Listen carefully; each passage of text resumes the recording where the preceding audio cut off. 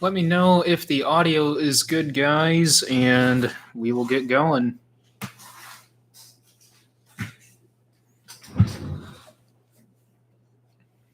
Good deal. Cool.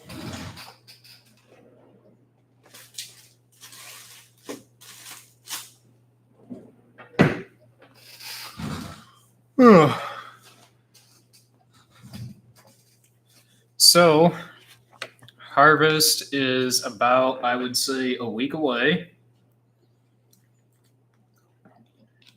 We are not ready. Close, but not ready. New video will be out tomorrow sometime. Not sure when. Sometime tomorrow, though. New content coming out hopefully all this week, if I can take the time and film. And we'll be starting on beans probably Thursday or Friday. I would say we've got about 100 acres that would go more than likely by the end of the week.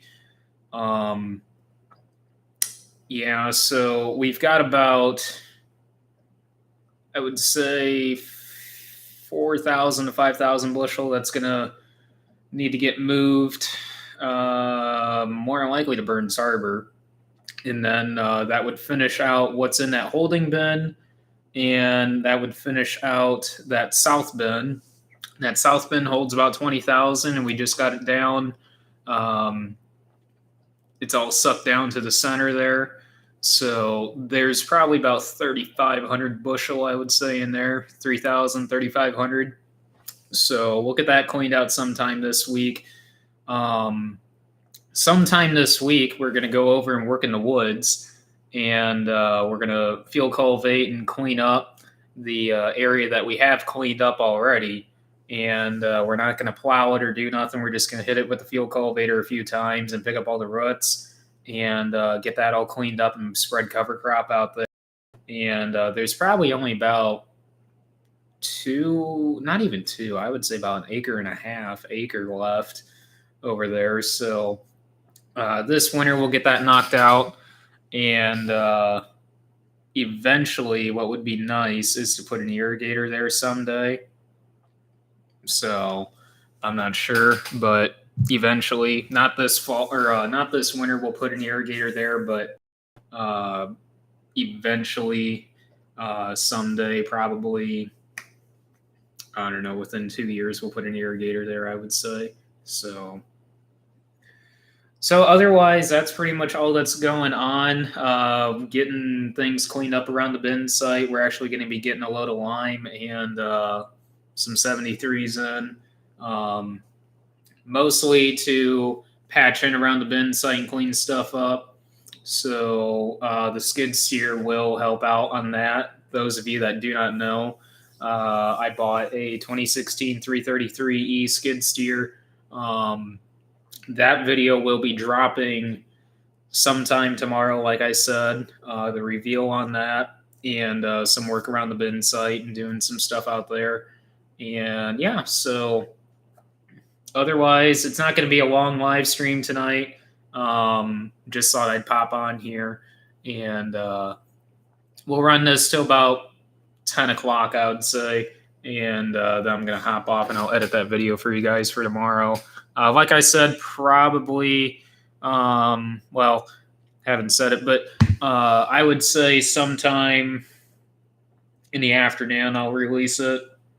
Maybe sometime in the morning. It just all depends. But yeah, so speaking of attachments, Evan, I'm actually going to be calling a company. Well, it's actually a John Deere dealership. That's a dealer for this company. MDS Manufacturing manufactures, since I can't work OBS Studio because the internet's not fast enough and I can't split the screen. Iron Eagle, I don't know. It's probably, in my opinion, one of the nicest grapples that you can get for a skid steer. It's got the dual action cylinders on there, so and independent. So I don't know. They claim it's the strongest grapple for a skid steer. I don't know. I just think it's really nice, and I don't know. They also sell some pretty nice pallet. I mean, they're pallet forks, but I mean, my God, you can go to John Deere and buy them. But I figured uh, John Deere doesn't make. I don't. I'm pretty sure they don't make a walkthrough style like the one in this picture. They don't make the. I don't think they make a walkthrough style for a skid steer. This company does, and I think they're about $1,000, I believe, from what I've seen online. Um, I have no idea what that Iron Eagle is worth. I would think. I'm hoping it's not over 6,500. If not, I'll probably just end up working with our salesman and do something with John Deere. But what I'm thinking is there's a John Deere dealer, Mid-State Equipment, up in Salem, Wisconsin. That's actually the closest dealer for MDS manufacturing to us. And they're about 100 and I think it's about 105 miles away, so about a 2.5 hour drive from here. And gonna call them in the morning, get a quote on all of that. They make a receiver hitch adapter plate. I'm gonna call them about. So I'm gonna see about getting that. That's probably only about $300, hopefully, from what I've seen online. So get all of that now. Eventually, what would be nice to have for it is brush cutter. They call them rotary cutters, but brush cutter. I didn't think about this till Dad and I were looking at the website, well, Greenmark's website, our John Deere dealer. I was showing him a snow pusher on there that we're thinking of getting for it. It's not going to be like the Diegelman style or Degelman style ones where it has the hydraulic wings. I actually quoted that today. If I'm saying this right, Degelman, they have a build your own web part on their website, and I built one on their website, and talk about $11,000 way too high. It's, geez, $11,000 for a snow pusher. Yeah, it's really nice, but geez, $11,000. So, but I think it's Worksite Pro or Work something Pro. I can't remember what the company is that John Deere sells it under. They make a snow pusher, and I figured, you know what, I'll buy a snow pusher from our dealer, and I don't know, it's probably only I wouldn't have a clue how much it is. I would imagine $1,500, $2,000, $2,500, somewhere in that range, and get that. And I don't know, Dad's always wanted a rototiller, and a rototiller would be nice. Our neighbor has one that we use occasionally, off and on, and we actually do need the rototill, a portion behind the shed here that we're reseeding in the grass. Basically, that spot that we're reseeding in the grass, eventually, someday, we plan on putting a seed warehouse there, but for now, we're just putting grass there. So we got some black dirt hauled in, and I was leveling it out with the skid steer, and you guys will see that tomorrow. In tomorrow's video. They just lost my train of thought. I don't know. It's they make a skid steer. That's what it was. Skid steer rototiller. I think it's Worksite Pro again. I think that's the website, or not website, the company that John Deere sells attachments under for skid steers. So yeah, they sell rototiller. I don't know. I doubt we'll do anything with that now, but eventually that would be nice to have for the skid steer. As far as any other attachments, I don't know at this point. I mean, it's not really a priority, but I just want to get that just to have that for now and use it in the woods then. So like what I intended to use it for, really. Like I said, 90% of the work it's going to do is just brush work. So the other 10% is going to be miscellaneous stuff around the farm here. Like I'm going to be, I don't know, leveling up part of one of our driveways and moving one of our driveways on one of our farms. So we can change on how we come into one of these fields and get that cleaned up. And I don't know, we're going to end up reseeding that portion actually in alfalfa. and I don't know, there's 5 acres that butts up right next to it that we're seeding in the alfalfa. Um, so there's that, which we'll be doing next summer. So since we're going to be putting rye on about 30 acres there, and there's about 100 and some 110 105 acres of wheat there that we're going to have for next year. Then if I'm cutting in and out, it could be because of the internet, so sorry about that. TRS grapples, I'll have to check those out, Eric, because I'm not purchasing anything tomorrow. I'm just quoting them. Like I said, I just all depends. I'll go ahead and open a new tab right now and check that out later because I'm open to options. This is just something I think Dad and I were trying to remember. You know, it's stuff that we see at the National Farm Machinery Show that we always say, you know, if we had a skid steer or if we had that someday, this is what we would like to have someday. Well, when that someday rolls around, you tend to forget. And yeah, so you have to sit here and think about it and try and remember what that company was or those companies. And we're pretty sure MDS is the company that we were looking at. And they actually, that Iron Eagle grapple, they just came out with that this summer, I believe. So it's hard to tell how much it will be. I would imagine it's going to be around that $6,000 plus range, but I don't know. But yeah, I'll have to check out TRS.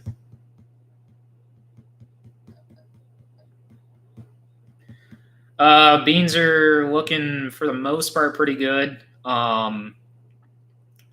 My opinion on beans, if you planted early, you're going to see good yields. I think there's going to be about a week and a half stretch there in the spring where when you planted that, I don't know, probably that first week of May, well, probably towards the end of the first week of May into the second week of May, there's probably going to be a stretch in there where the beans aren't going to be as good,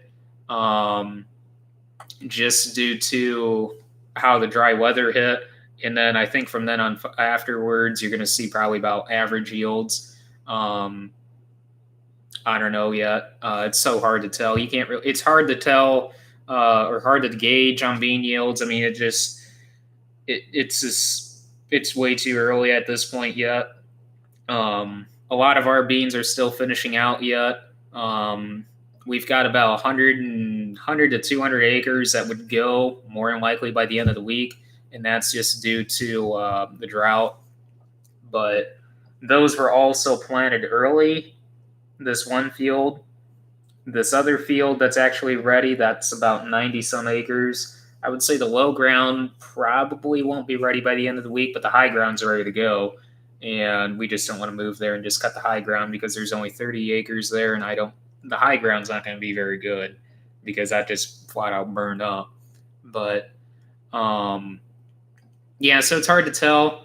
But for sure, we will be more likely cutting by the end of the week. The beans that we're definitely going to be cutting, those were planted May 3rd. No, May 3rd. And planted same day, drilled, and 30-inch. 30-inch took a little bit longer to finish out, and that could be because of the potash application that we did and micronutrients that we also put down. So we shall see, though, on how those yield. I'm really hoping that those dry land do really good compared to the drilled. Like I said, planted same day. So those 25 AO4s over there, those were on track. So they did get sped up a little bit with the drought, but they were on the later part of the drought. So we're finishing out on the later part of the drought, so that's good. Or not on the later part of the drought, I should say. They were finishing out when the drought hit at a point where it wouldn't have made a difference it wouldn't have made a dramatic impact on yield when they were finishing out when the drought hit. So they kind of caught that perfect window there that they should be all right as far as how much yield that got shaved off. It's hard to tell, probably about 5 to 8 bushel, I would say. But it's hard to tell. So Just kind of skimming through the comments here. The Oxbow sprayer, that I have no clue what the heck happened with that. They were all gung ho and messaging me and everything, saying they were going to bring it out, and then all of a sudden didn't hear a single word from them. So I no idea what the heck happened with that. So, 30 intro beans, going back to beans again. The 33 A24s that we have that are irrigated, those beans look amazing. 85 plus, I would say, out there for sure. At least we're hoping. So, um, those are a little ways out yet, obviously, due to the fact that they're 3.3s and they were planted first around the 24th of April, and well, on the 24th, I should say. And with them being irrigated, they'll be probably about another 2.5 weeks yet, 2 weeks. So I'll have to check those guys out also, Paulson. Yeah, if you guys have any recommendations on skid steer grapples, let me know. Drop them in the comments because they're posted on the live stream comments, and I'll check them out because, like I said, I'm not purchasing anything tomorrow. I'm just quoting these guys. Yeah. So I'm just taking a look at Jenkins. I'm also pulling up TRS. So I know John Deere sells one. I may or may not quote them. I don't know. So Paladin, I think if that's how you pronounce that. Paladin.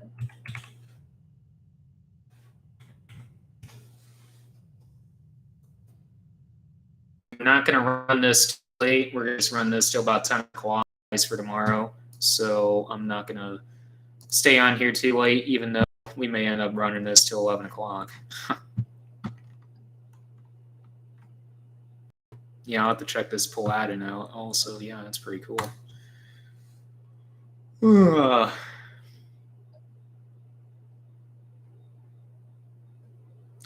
Yeah, I didn't think about that either, Jacob, that I could get Frontier one. Yeah, that's true.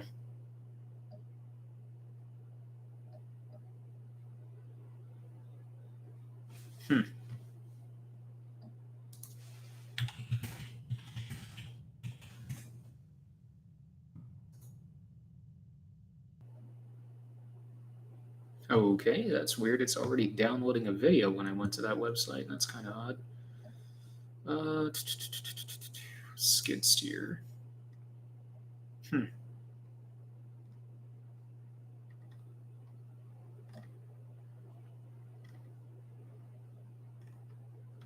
Yeah, who knows? This Iron Eagle thing. It could be like $8,000, and I'll turn around and say, "No way in the world."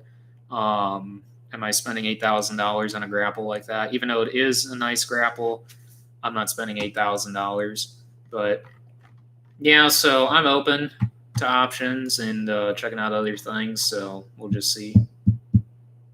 Yeah, that's why I don't like Frontier attachments, Jacob. It's just they're cheap.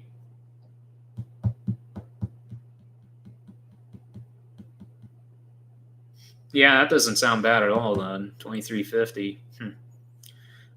I want to say, from what I've seen on Machine Finder, when I was just looking up stuff for John Deere grapples, I want to say they were in that $2,000 to $3,000 range. I think so.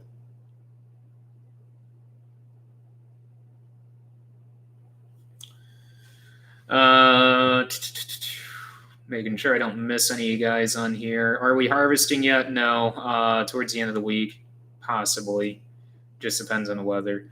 Corn looks good. As far as we know, we haven't really seen any tar spot. We did get some gray leaf spot in, but nothing really that we're worried about because we did spray fungicide, but that stuff did come in late. I haven't really been walking fields this past week. I wouldn't not. So as far as like milk line, I'm not entirely sure where we're sitting right now. I have a feeling though,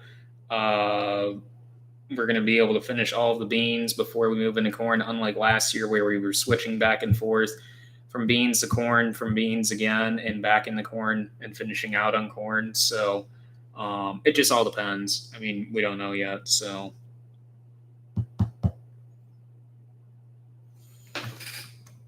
I checked the markets about a. Hold up. What the heck is this?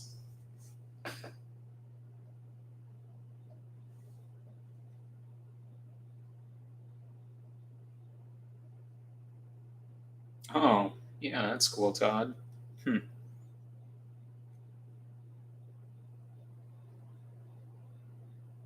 Yeah, Todd, John Deere makes one just like that, but uh, I personally wouldn't want a snow blower. I mean, snow blower wouldn't be bad, but um,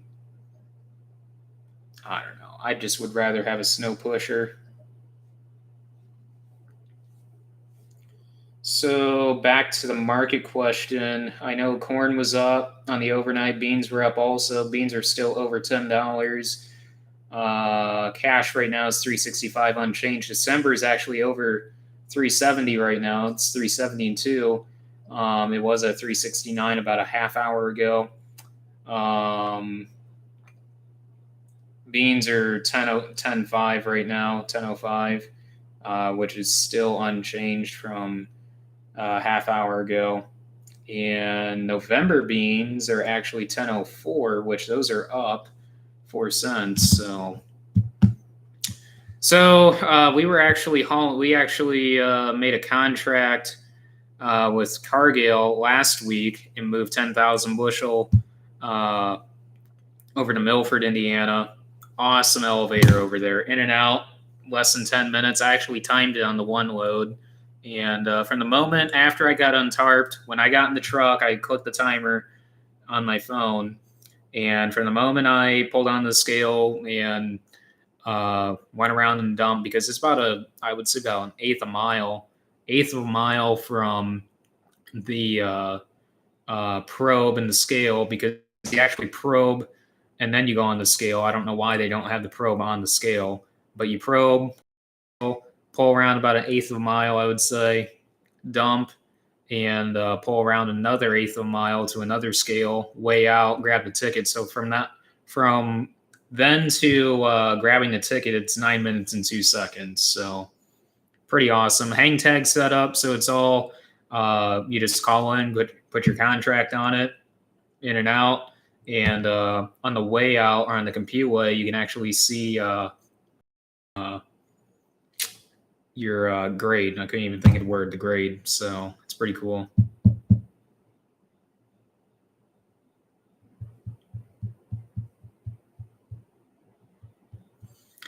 Yeah, so we moved 10,000 bushel over there. They had a 10 cent over December, which it seems like Cargill, if you're making contracts or doing any deals like that, basis wise, they always follow December, which don't know why. Just seems like they always follow December. So last week they actually had price was down around 360, I believe, 362.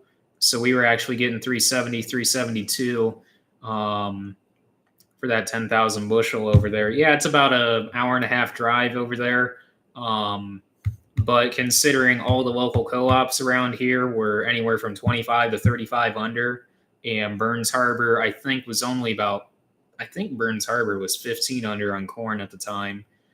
That's really nice, having that nice of a spread. So you're talking anywhere between a 20 to 35 cent spread on basis.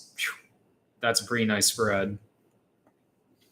And you could easily justify hauling over there for that. My God. So I don't know. Some of the neighbors thought we were nuts going all the way over there, but you're making money going over there. So, oh, that's cool. How's it going, Aiden?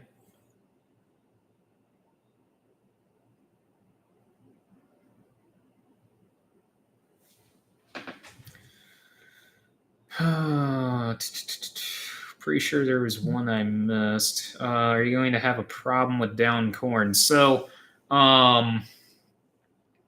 there's about 60 acres in front of our house, and when the derecho came through, I think in the derecho damage video I did, yeah, there's drone footage in there of that field. There was probably about 20 to 25 acres, I would say, that we're going to have issues with. And that's just spots throughout the field. So that's the only field that we're going to have down corn issues with. Now, if we do not go after our dry land sand fields first when we switch to corn and let those go, then we're going to have issues. But more than likely, those fields are going to be the driest. It just all depends on the drought, when those fields were planted, and how severe the drought impacted those fields. Because if it's a die and dry situation where those fields just flat out were able to overcome the drought and be able to die and dry, or versus they flat out shut down because of the drought, we're going to have moisture issues there. So moisture is going to be all over the board. So it's just hard to tell. But we're going to try and go after our dry land fields first, due to basically the plants sucking everything out of the stalk and putting everything into the air and essentially cannibalizing itself to put every ounce of energy it has into the air. So standability issues, that's going to be an issue this fall across the board. So, but yeah, so that's always the case during a drought. So we just have to keep an eye on those fields. But like I said, we're more than likely going to be going after those fields first anyways. So yeah, I was talking with one of the what's his face, Matt from down in Kentucky. That Big Tractor Power always films all the time. Garnet Farms, I believe it is. Matt from down there. They had some corn that was running over 300. I think average, though, is what they're running, about anywhere from 230 to 260. So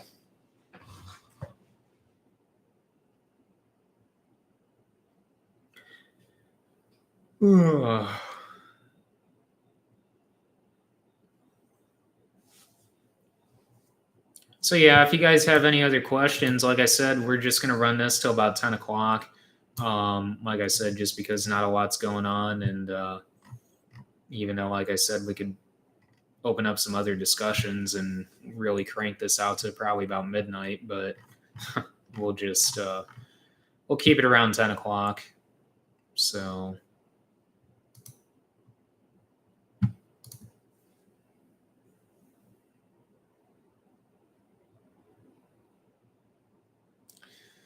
I would say dry land. I mean, it's too hard to tell right now.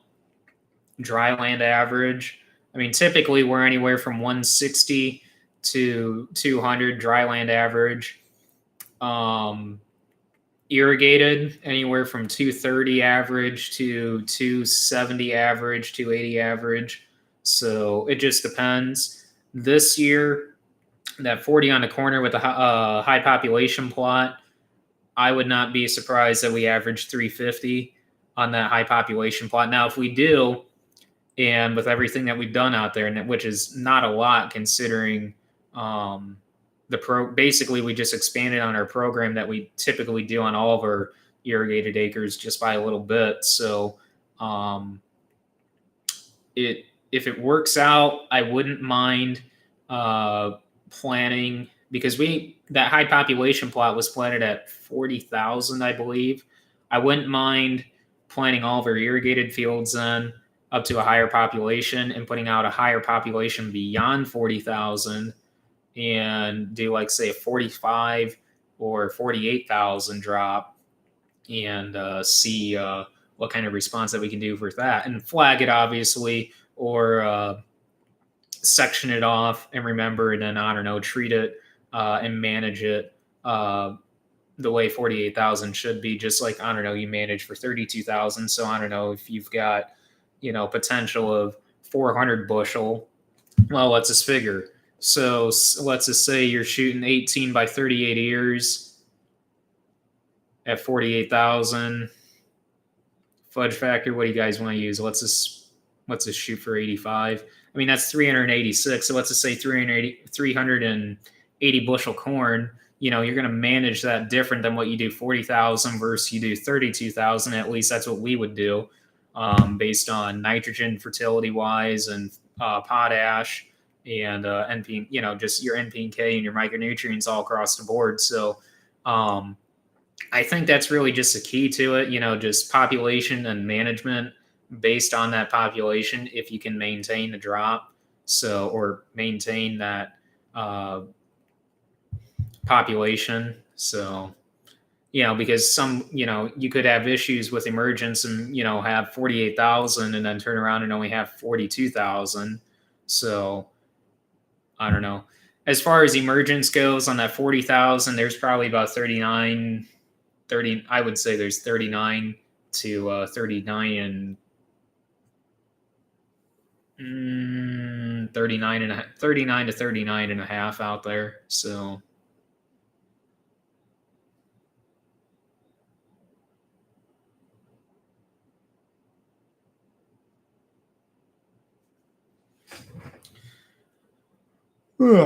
harvest videos, yeah, hopefully Thursday or Friday. All depends. I don't think the port's going to be open next weekend, which that will actually suck if they aren't. All of our beans goes up to the port. We do have a little bit that's going over the Union, and that's just because we did. I think their pricing thing is CHS. If any of you guys are familiar with Cargill Pro pricing, we do a lot with Pro pricing with Cargill. Basically, our local co-op, Union Mills Co-Alliance, grain broker up there, he wanted us to try. I think it's CHS. They've got a pro, essentially equivalent to Cargill's Pro pricing. It's I think CHS Pro pricing or something like that. We've got some beans on Pro pricing. I think not very many, but just to kind of compare. And so we got a few loads that are going to go to Union then, but then all of our beans are going to go up to the port. So, and a majority of our corn is actually going to go up to the port if they maintain this basis up there. So, which there's smoke in the co-ops around here, which is unbelievable. They haven't done that in 20 years. So at least that's what, I haven't seen good basis up there all my life. And Dad's saying the last time there was basis like this up there was 20 years ago. So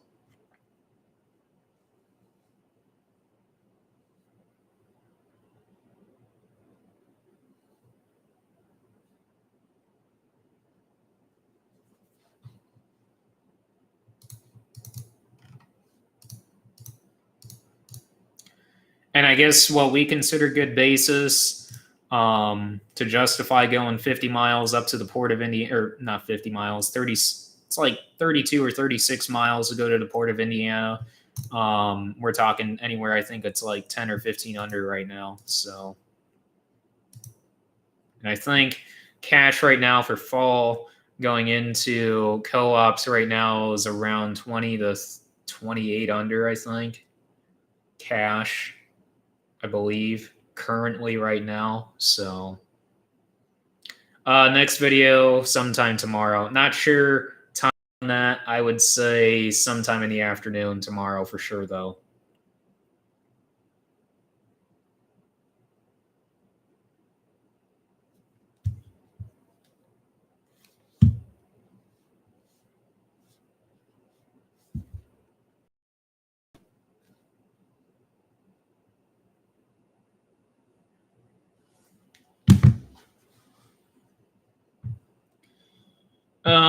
Corn wise, I would say we like to pull corn around 20% and under. So just to ease the stress on the dryer there, we did pull some 23 to 25% corn last year just to kind of get going in some spots. And fortunately, a lot of our corn is anywhere between 58 to 60 pounds still on test weight, at least what we've been pulling out of the bins all year long. So fortunately, that's been good. And test weight last year was actually good compared to what a lot of guys were seeing, I guess. So, yeah, so anywhere between, 57 and 60.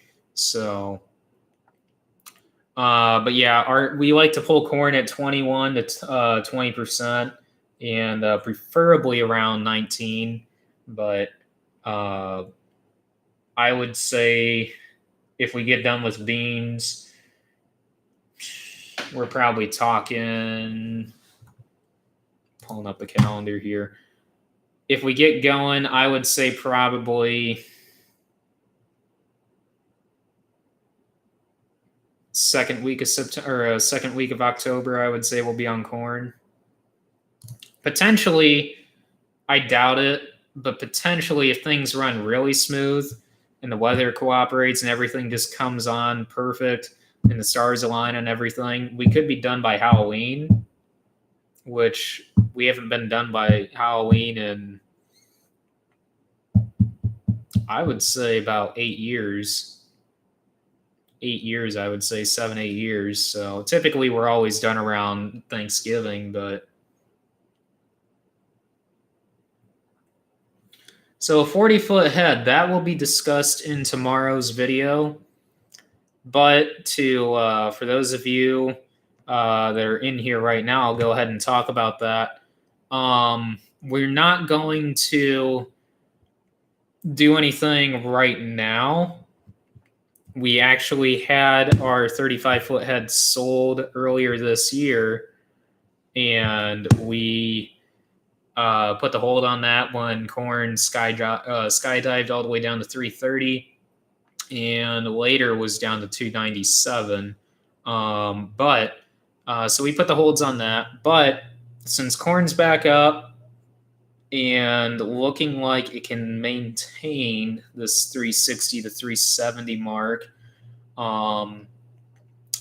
we're not doing anything now.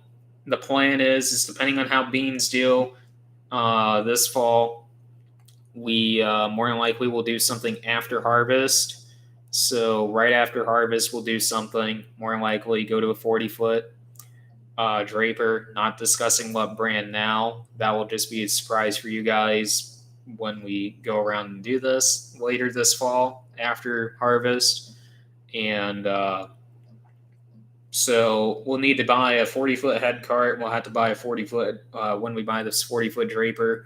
So essentially, our 35-foot head is sold, but not sold now, but it is technically sold. So the guy's all right with us holding off. He understood and everything. It's just one of our neighbors. So when the time comes, though, more than likely he'll end up just pulling the trigger on it again, because we told him, it's just like, hey, we promise, first ones that we're going to go to is you. So you'll have first chance at it again. And if you decide you're not interested anymore, and if you're going to go a different route, or you decide to go ahead and pull a trigger on a head right now, we'll re-advertise it then. So potentially, there's a slight chance it could be publicly advertised again, but more likely, I have a feeling that he'll end up pulling the trigger on this again. So, but that's the status on a 40-foot draper. Like I've said, 40 versus 45. 40 is just easier to get around with. I understand you're only talking an extra 5 feet, but an extra 5 feet makes a difference on getting around with a 48-foot head cart and getting in and out of certain fields, whereas a 40-foot just makes things a little bit simpler. And say if 30-inch row beans work out really good, which it's looking like they are, matching that with a 40-foot bean planter, that would work out really nice. So I guess that's just our thought. So for those of you getting in here, we're only going to run this till about 10 o'clock.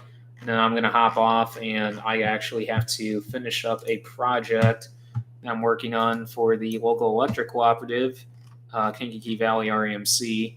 I got to finish up a video the video's done. I just got to finish up putting it on the flash drive and send it over to them first thing in the morning. And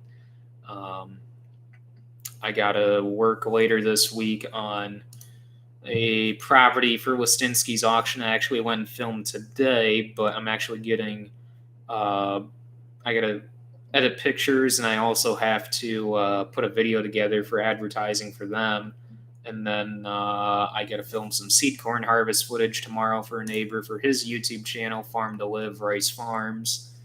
And so I'm gonna get that done for them tomorrow. And I gotta film some tomato harvesting for Pick Right. Pick Right, the tomato harvesting company, they hired me to um, film a couple brand new tomato harvesters. I ran down to Wabash last week, I want to say, and filmed down there, just drone footage. And then a neighbor up here, they're picking up by Westville's prison right now, the Westville Correctional Facility.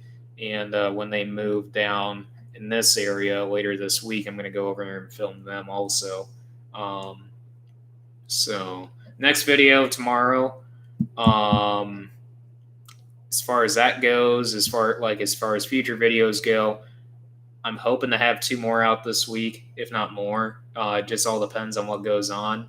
I'm not going to do a video on us picking up over at the woods because it's not really too exciting thing for us to really film and do. I mean, it's just picking up sticks out there in ruts, so nothing too exciting. Maybe I'll have a couple clips in there. I don't know. It just all depends on what's going on the day I'm filming and stuff like that. How I put these videos together. So I'm hoping with this week though, I should easily be able to get 3 videos pushed out to you guys, and then it's just a matter of how fast I can get them cranked out when harvest goes. So last year I tried to do it every day, and I might try and do that again. It just depends.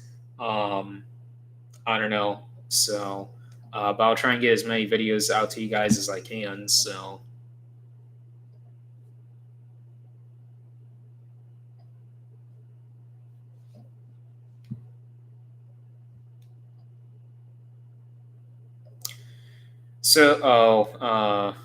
I thought that question was for me, Nick. I was going to say, it's just like our sprayer.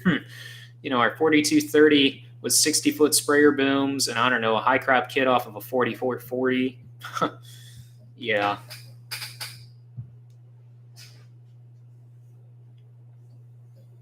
So yeah, that's what we got going on this week. Next week, it just all depends. If we start on beans this week and the port's not open, which if the beans are ready to go on Friday or Thursday, I should say, I don't know if we'll open up and just get a few loads in, or if we're just going to hold off and wait till the following week, just because the port's not open, potentially not going to be open on the weekends yet, but it's hard to tell. Who knows when they'll start weekend hours? So,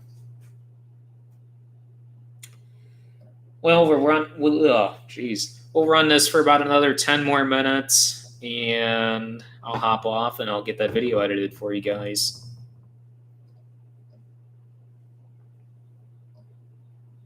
I know I actually just got a text message from Snapchat from one of you guys on here about Enlist beans versus Extend Flex beans. We are a Pioneer seed dealer, so we are going to be selling quite a bit of Enlist beans just because that's what the market wants. A lot of our customers are switching from dicamba to Enlist beans. As far as yield drag goes, there's not really a yield drag whatsoever. So from companies going around saying, other seed companies saying that there's a yield drag going to Enlist. No, there's not. It's ridiculous. So we actually have some Enlist double crops out right now, and they look phenomenal. Some 28T14Es. But I don't know. The way I look at it with the Extend Flex, there's, as of right now, no dicamba can be used whatsoever. I don't care if you're talking burn down, in crop use.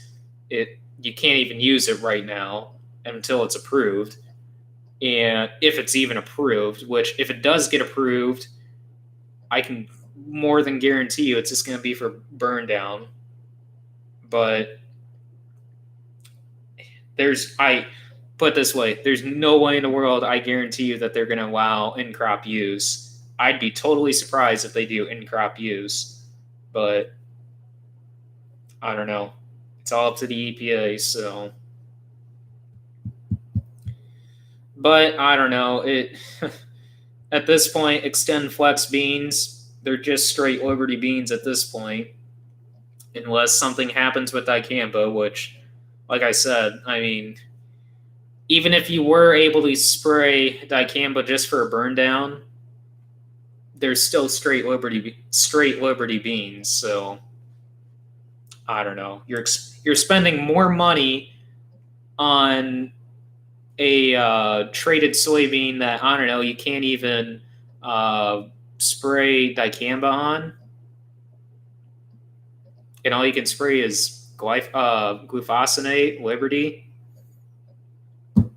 I don't know. Just doesn't make sense to me. So, how's the skid steer doing? Loving it. Absolutely loving it. Is there a Cargill around you? So we've got Milford, which is about 50 miles away. La Paz, which is about 30 some miles away.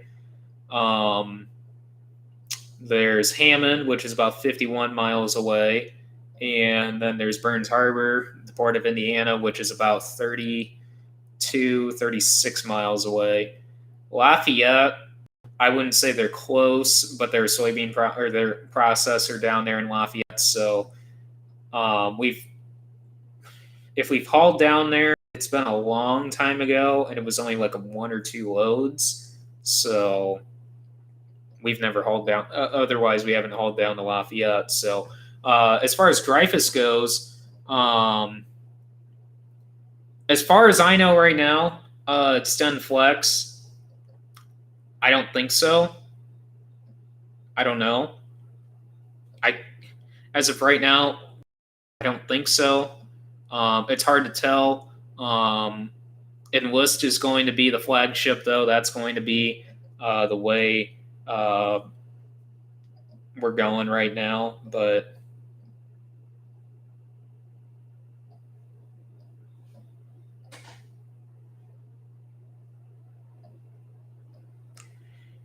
now, we were really skeptical about this about a year and a half ago. When the Enlist beans first were coming out, and we're like, why in the world do we need Enlist beans? That's just a whole nother program and a whole nother soybean issue that we're going to have, between the dicamba issues that already occur, and then you're going to throw 2,4-D beans out there.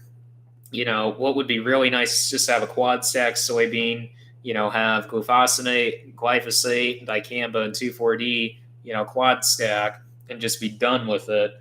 But there's patent issues and stuff. Well, not so much patent issues, but it's all about royalties and stuff like that, because, who owns the dicamba formulation versus who owns the 2,4-D formulation, and, it's stuff like that. So, when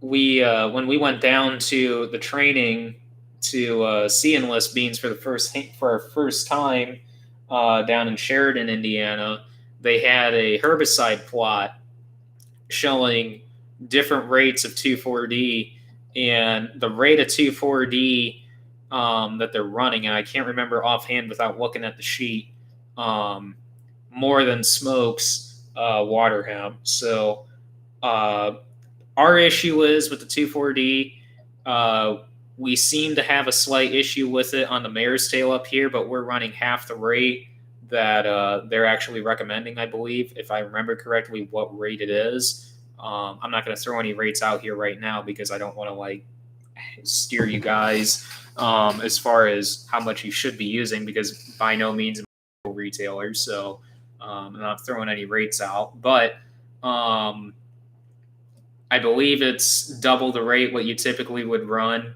or at least what we would typically run, I believe, if I'm remembering correctly. And if that's the case, in what we saw down there, you can easily smoke mare's tail and water hemp, no problem. Now, the ideal thing, I guess, is to put uh, Roundup and 2,4-D together, or verse Roundup and or not Roundup and Liberty, 2,4-D and Liberty together. That's also a very good, yes. But you cannot mix Roundup, Liberty, and 2,4-D together. So that is not a program that you can do. So I mean, I yeah. Again, I'm not a chemical retailer rep, so do not, you know, try doing that. But yeah, I should like put like a non-disclosure agreement or something in this or something. I don't know. uh, Now we've sprayed dicamba in our yard and stuff like that. I mean, yeah, spraying dicamba in your pastures and stuff. Yeah, dicamba works great. I mean, we love dicamba, but the problem is we're starting to, from what we're hearing, there's resistance down in southern Indiana, and it's slowly creeping its way up this way. And I, I just have a feeling if we use dicamba for the next couple of years, we're going to start to see water hemp resistant dicamba. Um, which that would not be good. Potentially, I would say about 3 years out would be resistant mare's tail to dicamba, which that would not be good either. So I just feel the 2,4-D would help change that up. But again, you know, I don't know. It's like I said, a quad stack would just be awesome. But yeah.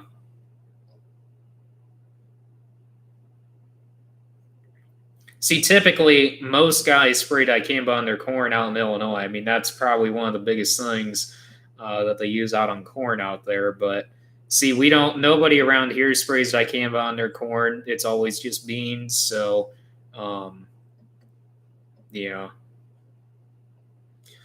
As far as does Pioneer have their own genetics for 2021? Not this year. Everybody's on the same level playing field essentially as far as genetics go on beans. So all the beans are Stein genetics as far as enlist beans. So if you're buying beans from Beck's, if you're buying beans from Wyckoff's, if you're buying beans from, uh, I don't think Asgrow has enlist. Um, Whoever you're buying enlist from, put it that way, they're all Stein genetics. So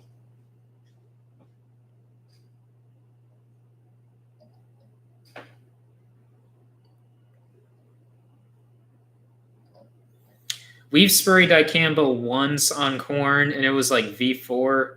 Yeah, it does get floppy. You'll have some floppy issues with dicamba on corn for sure, depending on how late you end up spraying. So the later you spray, the bigger issue you're going to have. So just depends. I mean, if you get drops and the corn's tall enough, and you're running drops, and you're just smoking water hemp out there, yeah, you're not going to have an issue. So I mean, I don't know. It's labeled for it, so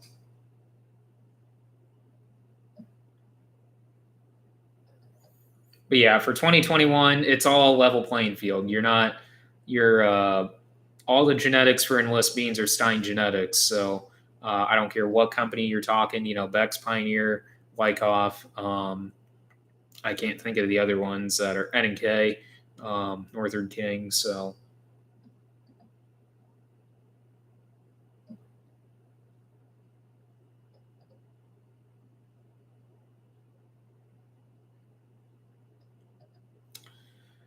well, it just hit 10 o'clock. We'll go ahead and wrap this up here. If you guys got any more questions for me, it's on stuff like that or any comments you want to make, and we'll go ahead and end the live stream here. And like I said, I need to like throw like a non-disclosure in here. That way, if I say something you guys do and you guys come back on me.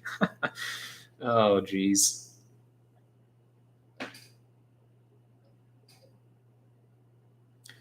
Yeah, legally, I probably can't discuss the pipeline. Well, I can't discuss Pioneer's pipeline. I know that. I mean, I could legally get in trouble there, but they're coming. Pioneer E3, Pioneer's proprietary own genetics, and I believe A series is coming over into that. So